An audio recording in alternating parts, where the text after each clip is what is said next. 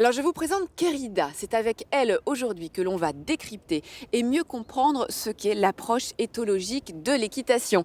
Nathalie, je vous remets Kérida et vous pouvez commencer votre travail à pied. Moi je retrouve tout de suite Caroline. Caroline, vous êtes cavalière et responsable de l'écurie. Alors qu'est-ce que cette approche éthologique qu'on appelle aussi la méthode Lassens? Alors c'est une façon d'éduquer le cheval dans le respect de sa nature. C'est-à-dire qu'on va d'abord apprendre à connaître le cheval, à connaître sa nature, comment il apprend, comment il interagit, comment ils interagissent entre eux. Oui. Ce qui va nous permettre de mieux construire le travail et d'avoir une façon de travailler avec lui qui est plus claire pour lui. Pour qu'ils comprennent mieux en fait les codes et les commandes. Qu'est-ce qu'est en train de faire la Nathalie concrètement? Alors Nathalie, donc, elle travaille à pied. On aime bien passer du temps à pied avant de monter dessus parce que c'est une façon d'entrer en relation avec le cheval et d'établir des codes. On voit que Nathalie, elle utilise beaucoup son attitude, c'est-à-dire qu'elle change son attitude quand elle demande quelque chose à la jument. Et la jument, ça, est capable de le lire, va apprendre aussi à le lire. C'est comme ça qu'ils interagissent entre eux. Et dès que la jument a donné la bonne réponse, elle va arrêter sa demande. C'est-à-dire qu'elle va se relâcher et arrêter toute demande. Et c'est comme ça que la jument va savoir qu'elle a donné la bonne réponse. C'est une récompense un peu pour la jument alors. Oui, le fait d'arrêter et de laisser tranquille le cheval, c'est une très bonne récompense pour lui. En quoi cette approche éthologique, elle diffère de ce qu'on a toujours fait avec les chevaux depuis des décennies, voire même des siècles en France? Alors je pense que le cheval avant était utilisé soit comme un outil dans l'agriculture par exemple, ou bien de façon militaire. Et avant on montait beaucoup comme ça. Dans les années 70, avec l'arrivée des Shetland et des poneys, l'équitation s'est ouverte et beaucoup de gens maintenant montent à cheval, des gens qui n'ont pas forcément leurs chevaux, des chevaux au quotidien, qui connaissent pas forcément bien le cheval. Et du coup cette méthode, elle permet d'apprendre à connaître le cheval mieux et du coup de pouvoir travailler avec lui dans une relation de confiance et avec plus de sécurité. On remet le cheval au centre en fait de la relation entre le cavalier et le cheval. Qui peut venir au haras de la Sens? Alors tout le monde peut venir, de la personne qui n'est jamais montée, à qui on peut offrir une promenade et un temps un petit peu particulier avec le cheval, un moment un peu privilégié, jusqu'aux professionnels qui veulent acquérir de compétences et continuer à se former.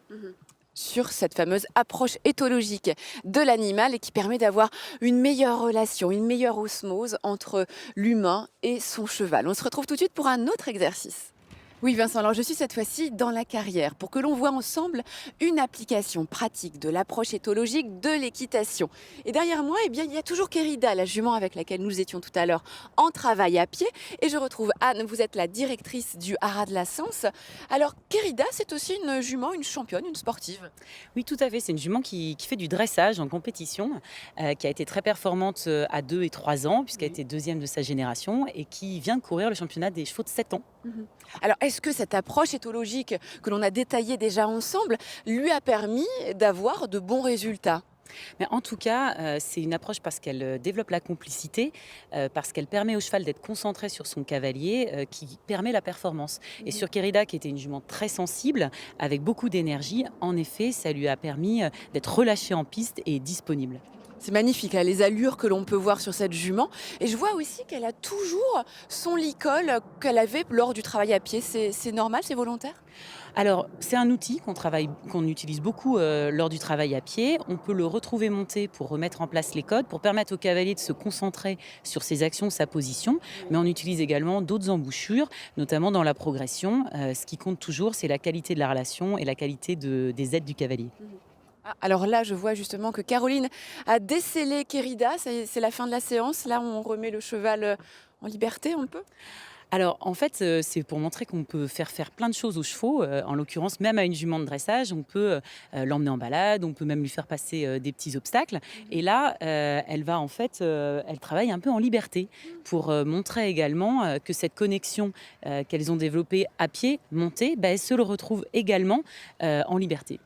Parce qu'en fait, la Kérida, elle se sent en confiance avec Caroline. Donc, elle la suit dans des mouvements comme ça en liberté, plutôt que d'aller voir ailleurs dans la carrière.